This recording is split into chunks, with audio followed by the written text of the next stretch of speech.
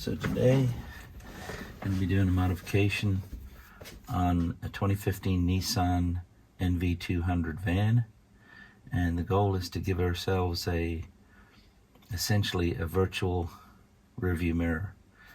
This is a cargo van, so it doesn't have any rear windows, so you're dependent upon your side mirrors. And we're going to make a modification where we have a switch that allows us to turn on the reversing camera even when we're driving on the highway.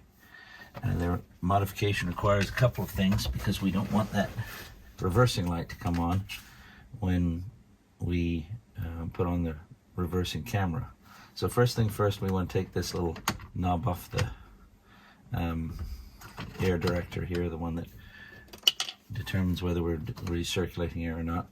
And then we'll take a little plastic wedge. We're going to basically go into the gap between the console and the dash sides here, and make a little gap here. Get the first pop. These aren't very difficult to get off, you just got to be careful. Pull forward from the top, and then go down the side here and pop those out too. There we go. There we go. Straight out. Comes out like so.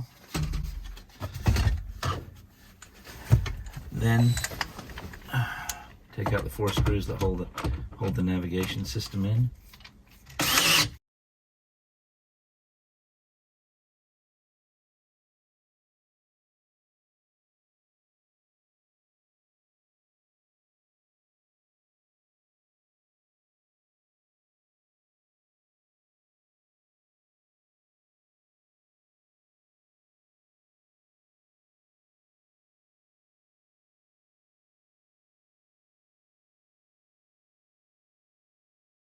Now this whole unit pulls forward. It's got a number of connectors on the back, so don't pull it too quickly. It has a couple of hooks, one on each side. Just kind of lift the whole unit upward, slide it back, and then you're going to have these various connectors. I'm going to try and move the camera so you can see them. Okay, so as you can see, we got several different connectors. They basically, most of them are just need to be squeezed and pulled, and I'm going to just get a pair of needle nose to do that.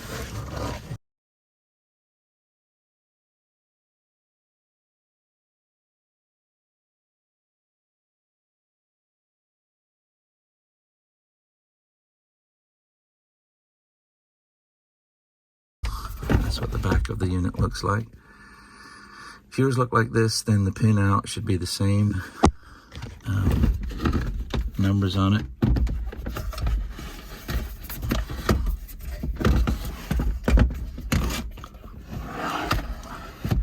Right there. So keep that in mind.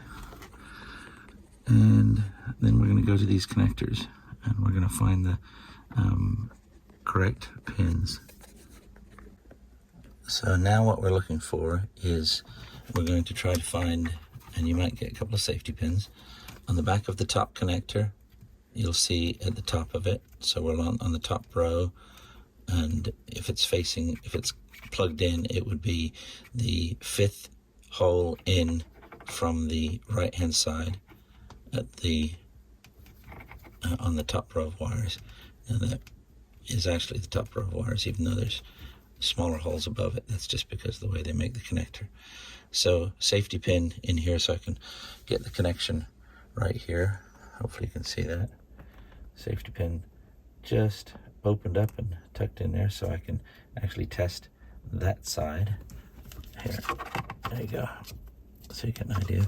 Now what we want to do is find that other wire, the other end of that wire that's green, and we're going to go back in here, further back, and try to find that. And the reason we go back is because it's all covered with the sheath until you get back here somewhere. You can cut that off or pull the tape. There's actually tape back about here, but that's probably about the best place to do it, right after the foam. And you're going to peel that back. Okay, So what we're looking at now is the wiring down inside. What we're going to do is we're going to go down here and find the same wire that we looked at above. So in these cases, sometimes, I know I mentioned a safety pin before, sometimes a sewing pin is actually better for this because of the size of them, how small they are, how thin they are. One of these. To make sure that we have the right wire in the bundle, we will check for continuity from this safety pin in the connector right here, and we're going to connect the other lead to the pin that we have inserted through the green wire in the bundle. If we don't find continuity, get the other green wire in the bundle and check that. So now you can see we've got that wire again. That's the one we're going to cut, but we also need a supply of power for, is a 12 volt solid supply. So we're going to get that from this auxiliary connector back here. See if I can find out this one back there. That's an unused connector, so we're going to detach the tape around the edge of it there. I'm going to cut this little piece of tape, if we can, this little piece of tape here, so that we can free it. And we're going to take one of the wires out of there because there's a 12 volt in there that's 12 volt all the time, on all the time. So we're going to free this up and I'll come back on so you can see it.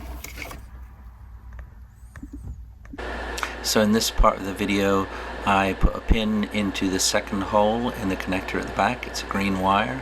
It is 12 volts all the time, even when the vehicle is off. And we're going to cut the sheathing back and cut the wire a little bit back from the connector. So the pin is in the second hole from the left on the bottom row of the connector, and the wire is a pale green. So now you can see the wires. The wires are stripped, so you can see it. I've cut the wire back there on that connector at the top, and also cut the wire that is leading into the satellite radio unit. That is the reversing wire. That's the signal that comes from the transmission from when you put it in reverse, goes to the satellite radio, and also back to the reversing lights, which is the reason why we're also going to add one extra thing in here. This is just simply a diode. Let's see if I can get.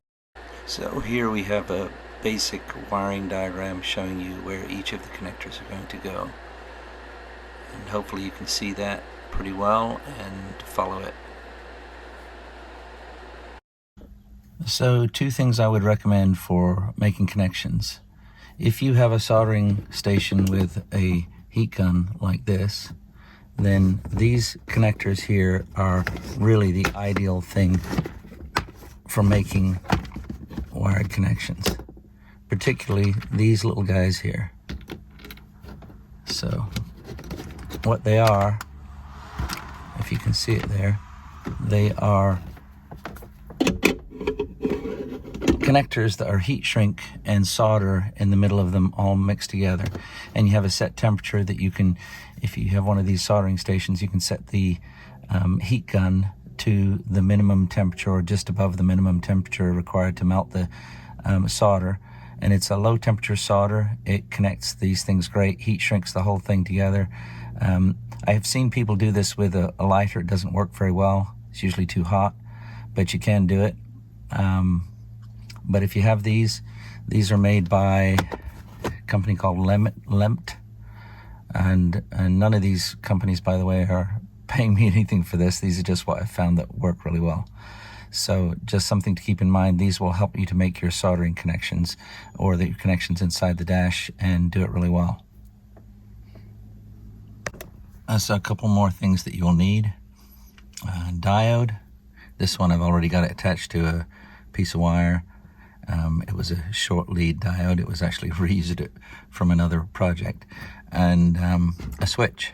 This switch is going to go on the dashboard and give you the opportunity to turn that reversing camera on and off at will.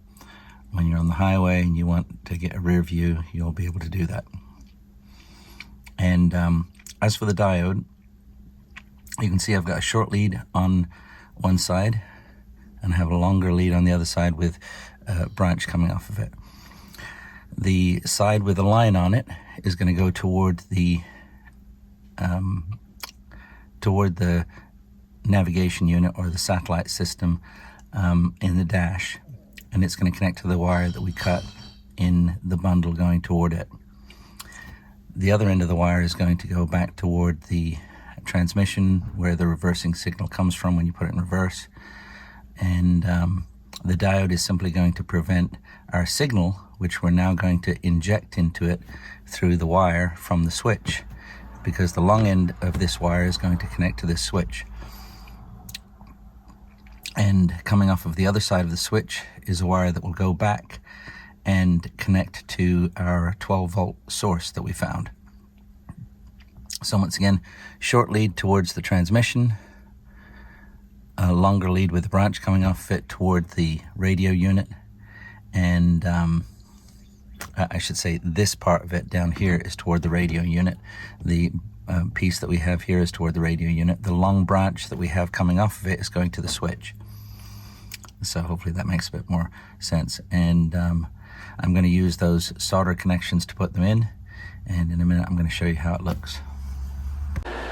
In this little piece of video you can see the connectors in place, those solder connectors. The one at the top is our power, 12 volt, and the lower one is the diode with the line towards the head unit or the satellite radio. And keep that in mind, that's what we want to do.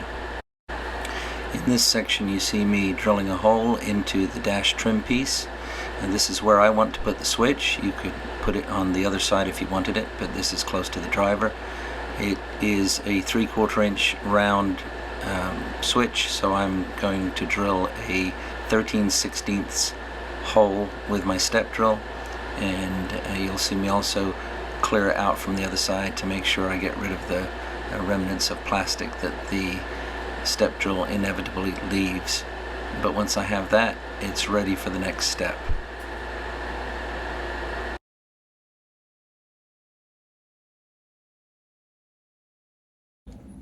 So now we're ready to put the switch in the hole. Just line it up the way you want it. There is a little notch on the side. It'll usually fit in a 13/16 hole.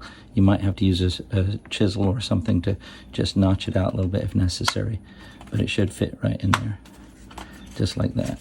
And it has a little bit of ability to turn. If you want to lock it in place, you can always use a little super glue, but it should be fine. Okay, that's ready to go.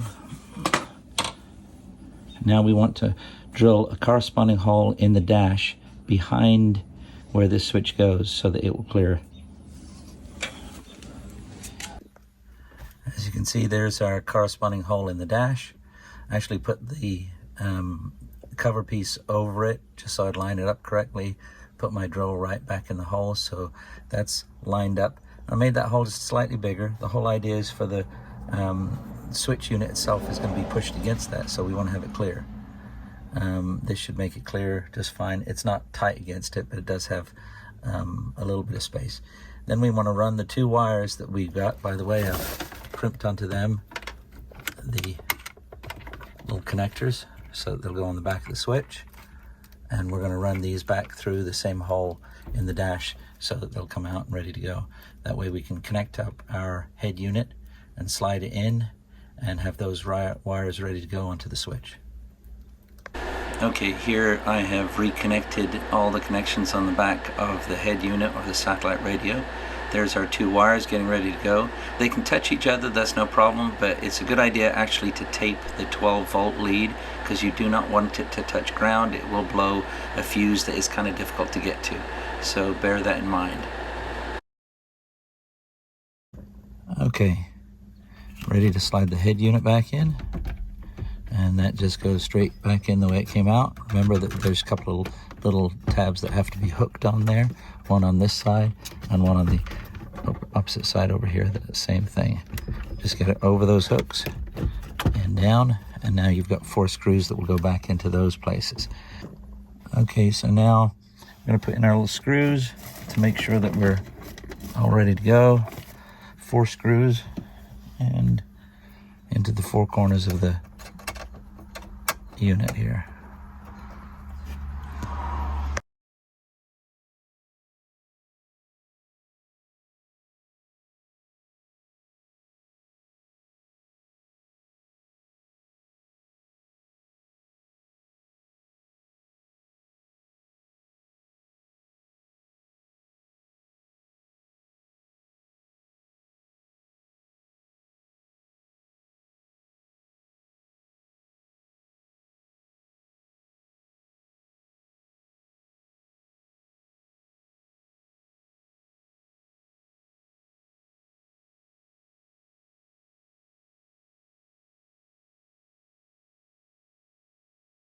Now we're ready to put our faceplate back on. So we're going to get it to where we can get those wires connected. The short wire is the one I'm most concerned with because I don't have a whole lot of room there. So this is where making that wire a little extra long is not a bad idea. One more tip, if you have a hard time connecting the wires to the switch, pop the switch out, pull the wires through the hole, and connect them on out front, and then you can just push the switch back in when you're ready. Oh, and the wire that is supplying 12 volts is hot all the time, so it's not a bad idea to heat shrink the whole thing, or at least keep it from touching anything so you don't blow a fuse. Just line your switch up, push it back in. Okay, hopefully that's all good. Okay, now for the moment of truth. Put the key in, turn it on, and let's see what happens here. Okay, wait for our little navigation system to boot up. And we're on navigation now. So now as we press our switch, I don't know what you're gonna see since it's kind of dark outside, but let's see what we get. All right, you've got your view of the back, out the back.